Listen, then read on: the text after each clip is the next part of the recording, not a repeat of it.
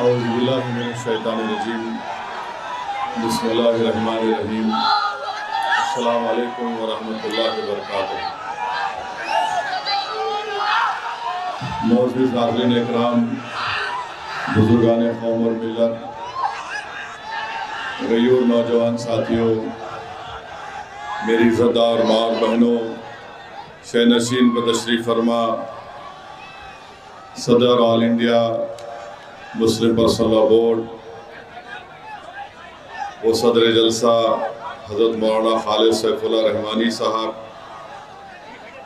मोहतरम जनाब डॉक्टर खालिद मुबश्शिर साहब, अमीर हल्का जमात इस्लामी हिंद डॉक्टर मोहम्मद अहसन निज़ामी साहब, मौलाना शफीक आलम अहले हदीस के सदर तेलंगाना व आंध्र प्रदेश, डॉक्टर हैदर निसार हुसैन आगा रुकने पर्सनल लॉ बोर्ड,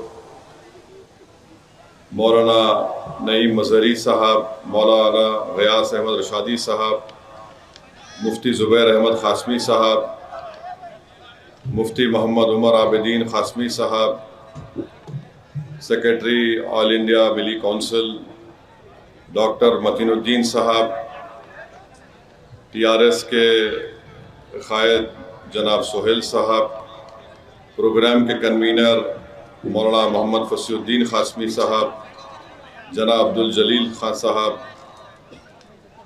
वहीद गुलशन साहब और शहनशीन पर तशरीफ़ फरमा तमाम मुअज़्ज़िज़ीन हाज़रीन इकराम, अज़ीज़ान मिल्लत इस्लामिया, मुअज़्ज़िज़ हाज़रीन इकराम, मेरी आप तमाम से ये अपील है कि हमको मुत्तहिद रहकर और पूरी डिसिप्लिन में रहकर जो all India Muslim personal law board ने जो एहतजाज का प्रोग्राम बनाया है उसमें आप लोगों को उसमें शिरकत भी करना है और उसको कामयाब भी करना है। और अगर हम ये चाहते हैं कि ये वफ़ का क़ानून जो बीजेपी की हुकूमत ने अपनी अददी ताकत की बुनियाद पर इसको बनाया है, ये क़ानून हमारी आइन, हमारे संविधान के फंडामेंटल राइट्स के ख़िलाफ़ है। और अगर आप ये चाहते हैं कि हम हुकूमत को इस बात पर मजबूर करें कि इस क़ानून को वापस लें, तो मैं आपको सिर्फ एक ही मिसाल देकर अपनी बात को इख्तिताम की तरफ लेकर जाऊंगा। कल शाम में इसी ग्राउंड पर जब मौलाना फसीउद्दीन ख़ासमी साहब को, अब्दुल जलील साहब को और यहाँ के तमाम ऑर्गेनाइज़र्स को मालूम हुआ कि इस जलसे का परमिशन कैंसिल किया जा रहा है, तो यहाँ पर आप लोग आकर बैठ गए थे और आपने यहाँ पर बैठकर मीडिया के सामने कहा कि हम रात में यहीं सोएंगे और कल जलसा यहाँ पर होगा। तो ये इसी मिजाज को पैदा करना है, इसी मिजाज को पैदा करना है, इसी जिद पर हमको कायम रहना है कि जब तक कानून वापस नहीं हटेगा हम मैदान छोड़ने वाले नहीं हैं। आपने एक छोटी सी, आप तमाम लोग कल शाम में आकर यहाँ पर बैठ गए तो इजाज़त आपको मिल गई और आज जलसा हो गया अल्हम्दुलिल्लाह। अगर यही मिजाज पूरे भारत के गयूर मुसलमानों का होगा तो यकीन जानिए इस सरजमीन पर, हमारे मुल्क में ऐसे करोड़ों सेकुलर हिंदू भाई बहन भी हमारे साथ आकर ठहरने के लिए तैयार हो जाएंगे। मगर याद रखिए ये लड़ाई हमारी है। हमको एक मिजाज पैदा करना पड़ेगा कि हम जब तक ये कानून वापस नहीं लिया जाएगा हम मैदान नहीं छोड़ने वाले हैं। चाहे वरंगल का इस्लामिया ग्राउंड हो या भारत जो हमारा वतन अजीज हो, हम मैदान नहीं छोड़ेंगे। हुकूमत को कानून वापस लेना पड़ेगा। और हम ये इसलिए कह रहे हैं कि ये कानून हमारे आइन के खिलाफ है।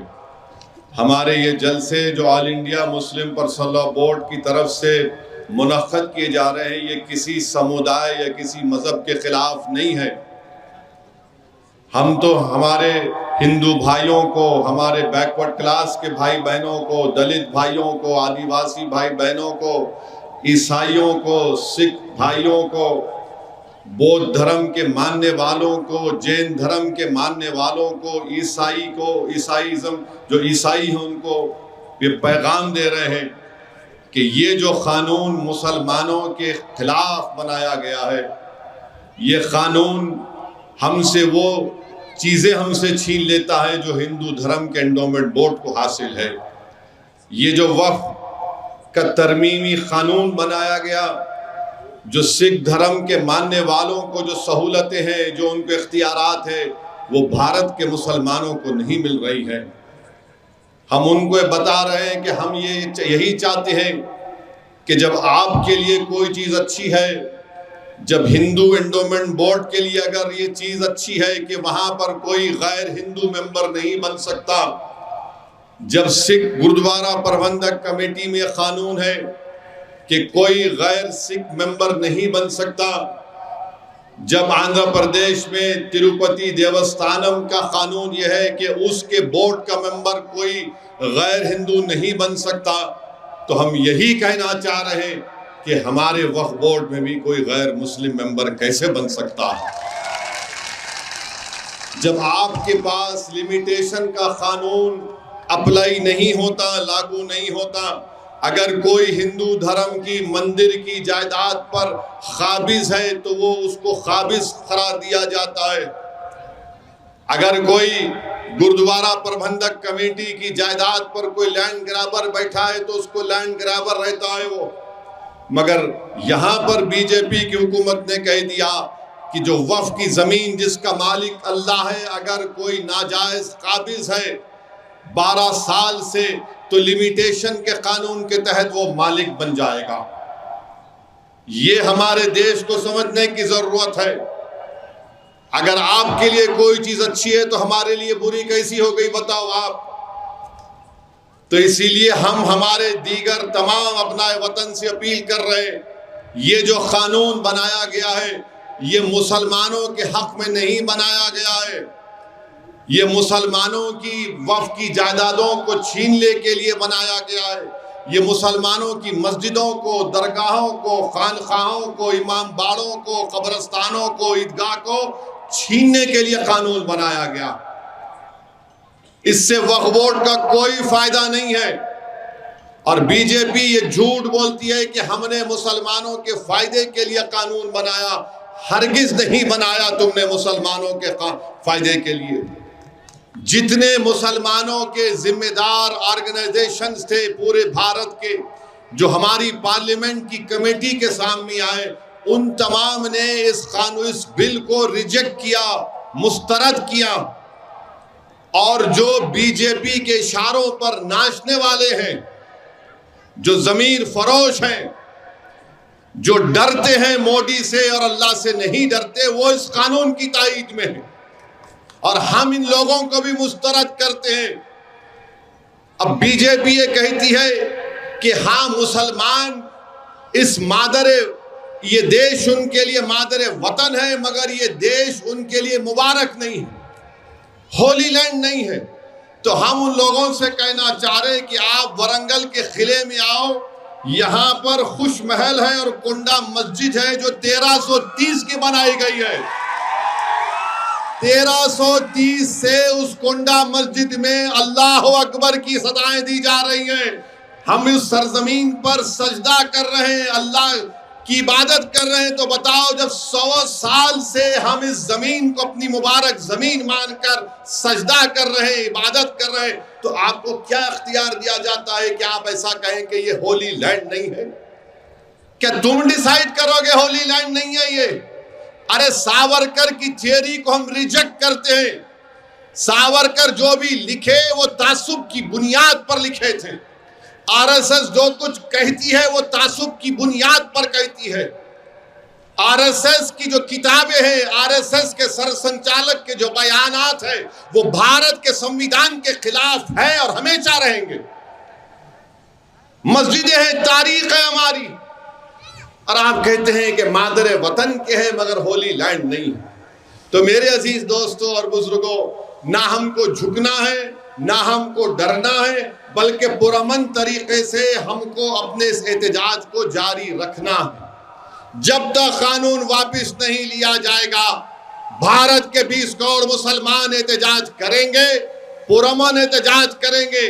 जब तक कानून वापस नहीं लिया जाएगा, चाहे वरंगल हो, चाहे हिंदुस्तान का कोई गांव और शहर हो, वहां पर मुसलमान अपने हिंदू भाइयों के साथ, दलित भाइयों के साथ, आदिवासी भाइयों के साथ, सिख धर्म के मानने वालों के साथ, किसानों के साथ खड़े होकर इस काले कानून के खिलाफ एहतजाज करेगा। और बार बार हमारे वजीर आजम अपने भाषण में कहती हैं कि अब्दुल पंचर बनाता है। सुनो वजीर आजम, अब्दुल जरूर पंचर बनाता है, अब्दुल गयूर है, और अब्दुल आपके दोस्त मिस्टर मुकेश की तरह एक यतीम खाने पर अपना महल तामीर नहीं किया जो आपके दोस्त ने मुंबई में तामीर किया था। अब्दुल जरूर पंचर बनाता है, मगर अब्दुल किसी की जमीन पर अपना घर नहीं बनाता। और प्रधानमंत्री कहते हैं कि अब्दुल गरीब है। अरे प्रधानमंत्री, गरीब तो अब्दुल के साथ राम भी है। अब मुकेश तो दौलतमंद है, मगर हिंदू भाई भी गरीब है, क्योंकि भारत के बैंक सिर्फ आपके दोस्त को लोन पे लोन दे जाते हैं। आप बताइए, अब्दुल पंचर बनाता है और प्रधानमंत्री बोलते गरीब है। आपकी हुकूमत ने 11 साल में भारत की अक़लियतों को जो प्री मैट्रिक स्कॉलरशिप मिलता था, खास तौर से मुसलमानों को, उसने आपने खत्म कर दिया। सिर्फ 9वीं और 10वीं जमात से आपने उसका कानून बनाया, जबकि दुनिया जानती है कि मुसलमानों में drop out rate pre primary और प्राइमरी लेवल पर होता है। आपने मौलाना आजाद फेलोशिप खत्म कर दी ताकि कोई अक़लियती और खास तौर से मुसलमान बच्चे डीफिल और पीएचडी ना कर सकें। आपने पोस्ट मैट्रिक स्कॉलरशिप में इजाफा नहीं किया। जो यूनिट कास्ट के पैसे मिलते हैं वो 2008 से वही है, उसको इजाफा नहीं हुआ। और फिर प्रधानमंत्री कहती है, बीजेपी कहती है, आरएसएस कहती है, नायडू कहती है, नीतीश कुमार, चिराग पासवान, कुमारस्वामी ये कहती है कि हमने कहा कि इस कानून में पसमानदा मुसलमानों को भी हिस्सा मिलना चाहिए। चलिए, आपकी बात को हम सुन लिए, मानते तो नहीं, मगर आप ये बताओ, तुम्हारे पास एक मुसलमान मिनिस्टर नहीं है? 240 तुम्हारे पास एमपी हैं बीजेपी वालों, तुम्हारे पास एक मुसलमान मिनिस्टर नहीं है। कभी अपने गिरेबान में झांक कर तो देखो। और अगर तुम ये कह रहे हो कि जिसको हक नहीं मिल रहा उसको हिस्सा मिलना चाहिए, तो फिर तुम मुसलमानों के जो पसमानदा मुसलमान उनके रिजर्वेशन के खिलाफ क्यों हो? जब तुम मोदी ये कहते हैं कि जिसको हिस्सा नहीं मिल रहा उनको हिस्सा मिलना चाहिए, तो भारत की इंटेलिजेंस में सिर्फ एक मोहतरमा ऑफिसर है मुसलमान और कोई नहीं है। डालो उसमें, क्यों नहीं डालते उसमें? आप बताओ क्या पोजीशन है? आप नहीं बता पाएंगे। ये कानून सिर्फ इसलिए लाया गया ताकि हमारी जायदादों को छीन लिया जाए। लिमिटेशन एक्ट अप्लाई होगा तो जो कल तक काबिज है वो मालिक बन जाएगा। और मोदी जी कहते हैं, बीजेपी कहती है कि वक्फ वाल औलाद उस वक्त तक नहीं होगा जब तक के अगर कोई बच्ची का हक उसमें नहीं मारा जा रहा है। हम प्रधानमंत्री से ये अपील करना चाह रहे हैं, आपको मुस्लिम बेटियों से इतनी हमदर्दी अगर पैदा हो रही है तो फिर वो बच्ची की जो अस्मत रेजी की गई थी गुजरात में जब आप मुख्यमंत्री थे, उसको भी अपने घर में बुलाओ, चाय पिलाओ और बोलो बेटी मैं तेरे साथ हूं। बिल्किस बानो से मोहब्बत नहीं, मगर वक्फ औलाद में बच्चों का हक नहीं मारना चाहिए। ये कौन सा कानून है बताइए आप? हमारे हिंदू भाई जानते हैं कि उनके सेल्फ एक्वायर्ड प्रॉपर्टी में अगर किसी हिंदू भाई के 2 बेटियां हैं और 1 बेटा है, और वैसे एक मुसलमान की 2 बेटियां 1 बेटा है, तो हमारे हिंदू भाई की जो सेल्फ एक्वायर्ड प्रॉपर्टी है वो विल के जरिए अपने 2 बेटियों को छोड़कर अपने 1 बेटे को अपनी पूरी जायदाद दे सकता है। कानून इसकी इजाजत देता है। और अगर मुसलमान कोई बाप या मां अपने 2 बेटियों को छोड़कर 1 बेटे को देना चाहती है तो हम नहीं दे सकते, 1/3 से ज्यादा नहीं दे सकते। आप विल पावर का इख्तियार नहीं निकालेंगे। और आप हमसे कह रहे हैं कि अगर तुम अल्लाह के नाम पर जायदाद दे रहे हो तो बच्चों का हक नहीं मारा जाएगा। अरे मैं अल्लाह को दे रहा हूं, अल्लाह को मालिक बना रहा हूं, तो कहां बेटी, कहां बेटा, कहां रिश्तेदार, कहां मां, कहां बाप का हिस्सा? मगर मोदी जी बोले नहीं, ऐसा नहीं कर सकते, शरीयत इजाजत दे रही है। मगर आप कह रहे हैं कि नहीं हो सकता। और फिर इसमें यह कानून बना दिया गया, वक्फ इवैक्यू प्रॉपर्टी है, हजारों एकड़ वक्फ इवैक्यू प्रॉपर्टी उत्तर प्रदेश में, हरियाणा में, पंजाब में। अब वो पूरी निकल गई, अब गवर्नमेंट उसकी मालिक बन गई। वक्फ इवैक्यू प्रॉपर्टी नहीं है, अब गवर्नमेंट के हाथ में आ गई।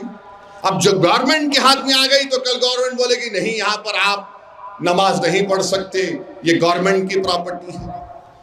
इस कानून में सेक्शन 3D बनाया गया, जो पूरी पार्लियामेंट में इत्तेफाक से अल्लाह ने मुझे ही मौका दिया उसके बारे में बोलने के लिए।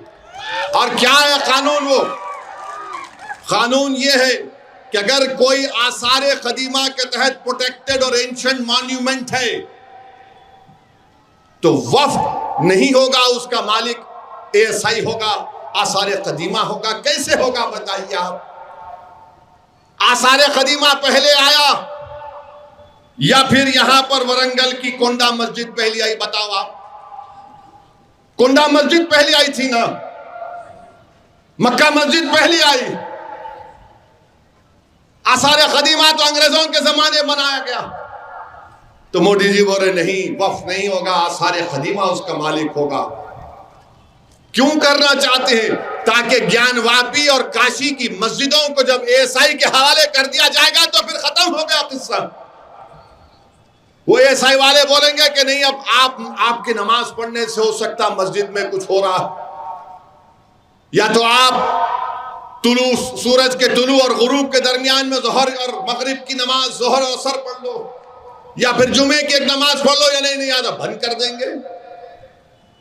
ये 3D का कानून बनाया गया।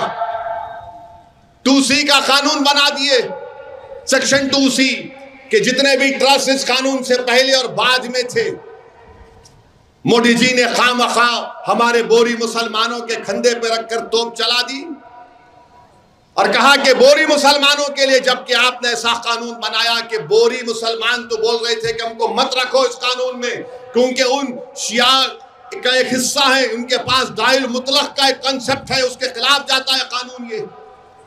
मगर मोदी जी ने कहा आओ बोरी भाइयों, तुम्हारे कंधे के रख पर तोप चलाऊंगा, फायदा मुकेश को करना है, तुमको नहीं करना।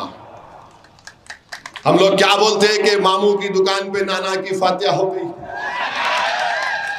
ये काम मोदी जी कर दिए और बार बार बोल रहे बीजेपी वाले नहीं नहीं मुसलमानों के लिए हक में बनाया गया है। और बीजेपी एक पॉम्फलेट निकाली जिसमें लिखते हैं कि 70% वक्फ की जायदाद पे कब्जा हो गया। अरे भाई, जब कब्जा हो गया तो आप लिमिटेशन कानून क्यों अप्लाई कर रहे हैं? तो बीजेपी वाले बोलते हैं ओवैसी बहुत सी जायदाद पे कब्जा करके बैठा है।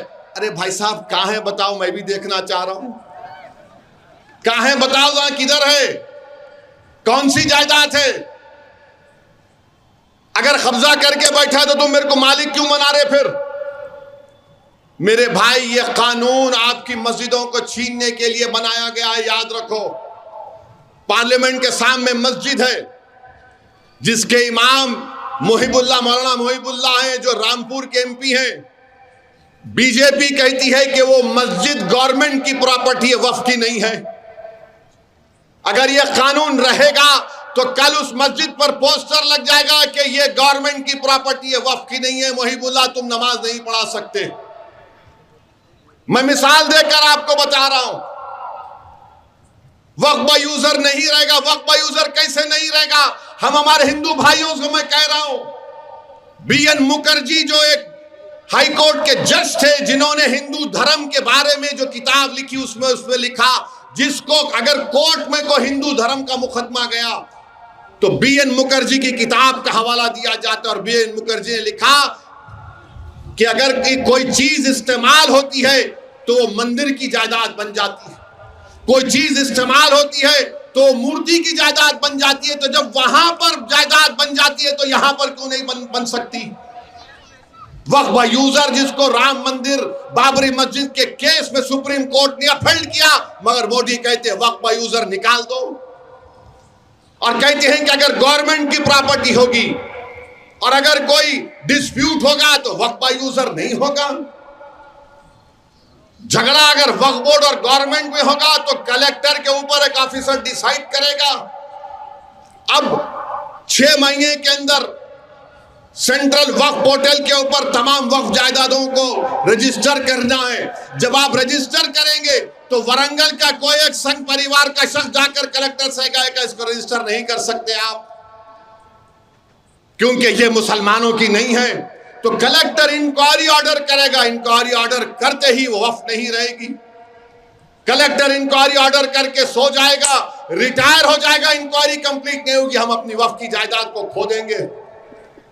मेरे भाई, इस तरह से इस कानून को बनाया गया, कोई चीज नहीं बचेगी। ये हमारे वजूद की लड़ाई है, ये हमारी शनाख्त की लड़ाई है, ये हमारी बका की लड़ाई है।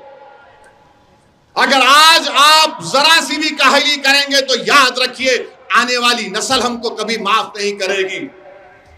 जिस तरह आपने कल इस मैदान में मुट्ठी भर मुसलमान यहां पर बैठ गए थे, हम नहीं उठेंगे, जलसा होगा कल। अगर भारत के 18 करोड़ मुसलमान, 20 करोड़ मुसलमान में से अगर 15 करोड़ ये तय कर लेंगे मैदान नहीं छोड़ेंगे, या तो कानून जाएगा या फिर हम इस जमीन के अंदर चले जाएंगे, तो कानून वापिस होगा इंशाअल्लाह ताला। तो मेरे अजीज दोस्तों और बुजुर्गों, मेरी इज्जतदार माँ और बहनों, हम तमाम को अपनी अपनी जिम्मेदारियों को समझकर उसको निभाना पड़ेगा। कानून के दायरे में रहकर हमको अपनी लड़ाई को जारी और सारी रखना पड़ेगा। डरने और घबराने की जरूरत नहीं है। और हम चंद्रबाबू नायडू को भी कह रहे हैं, तुमने बहुत बड़ा धोखा दिया। तुम ये समझ रहे हो कि तुमने अपने ससुरे को धोखा दिए तो तुम दोबारा इख्तिदार पर आ गए। नायडू, तुमने भारत के आईन को धोखा दिया है। नीतीश कुमार, तुमने भारत के आईन को धोखा दिया है। कुमारस्वामी, तुमने भारत के आईन को धोखा दिया है। चिराग पासवान, तुमको अपने वालिद की कुर्बानियों का लिहाज नहीं रहा। तुमने बाबा साहेब अम्बेडकर के बनाए हुए कानून को धोखा दिया है। मुसलमान ना सिर्फ बल्कि पूरे भारत के वो जिम्मेदार लोग जो इस मुल्क के चप्पे चप्पे से मोहब्बत करते हैं, वो कभी इन लोगों को माफ नहीं करेंगे इंशाअल्लाह ताला। आज तुम इख्तिदार में हो, इंशाअल्लाह कल ऐसा वक्त आएगा जब तुम गुमनामियों के वादियों में फिरोगे और जब तुम रोड पर अकेले चलोगे तो लोग तुम्हारी तरफ देखकर थूकेंगे भी नहीं इंशाअल्लाह ताला। तुमको पहचानने से इनकार कर देंगे कि तुमने भारत को धोखा दिया, तुमने भारत के आईन को धोखा दिया। ये कानून जो सिर्फ मुसलमानों के खिलाफ नहीं, अम्बेडकर के बनाए हुए कानून और आईन के खिलाफ बनाया गया। तो मेरे अजीज दोस्तों और बुजुर्गों, हम इस जलसे से हमारे वजीर आजम के पैगाम ये भी देना चाहते हैं। यूनिफॉर्म सिविल कोड की आप बात कर रहे हैं, कौन सा यूनिफॉर्म सिविल कोड जो कबायलियों को, आदिवासियों को उससे मुस्तस्ना कर देता है, वो कैसा यूनिफॉर्म होगा? विल पावर तुम बरकरार रखोगे, कैसा यूनिफॉर्म होगा? तुम लव जिहाद के नाम पर कानून बनाओगे, कैसा यूनिफॉर्म होगा? बताओ कौन सा उसमें यूनिफॉर्मिटी होगी? इसके खिलाफ भी हमको तैयार रहना है। बीजेपी ये कोशिश करेगी, साल कभी वक्त आएगा बोले हम यूनिफॉर्म सिविल कोड बनाना चाहेंगे। यूनिफॉर्म सिविल कोड होगा तो हमारे हिंदू भाइयों को पूछना चाह रहा हूं, क्या दया भागा या मिताक्षरा स्कूल ऑफ थॉट का यूनिफॉर्म सिविल कोड होगा? आप दया भागा स्कूल ऑफ थॉट को मानेंगे, मिताक्षरा स्कूल ऑफ थॉट को मानेंगे? बताइए आप कौन सी चीज को आप मानेंगे? ये देश की खूबसूरती यह है कि यहां पर हजारों कल्चर है, तहजीब है। इस देश की ताकत यह है कि यहां पर बेशुमार मज़ाहिब को और बेशुमार अकायद को मानने वाले लोग बसते हैं। ये देश को एक रंग में रंगा नहीं जा सकता, इस देश को एक तहजीब में नहीं रंग दिया जा सकता, इस देश को एक आइडियोलॉजी में रंग नहीं दिया जा सकता। ये देश वो है जो पूरे विश्व में नहीं है। इसकी ताकत यह है कि यहां पर लोग कभी अल्लाह को मानते हैं, तो कभी भगवान को मानते हैं, तो फुला को मानते हैं, कोई किसी को नहीं मानते। ये भारत है।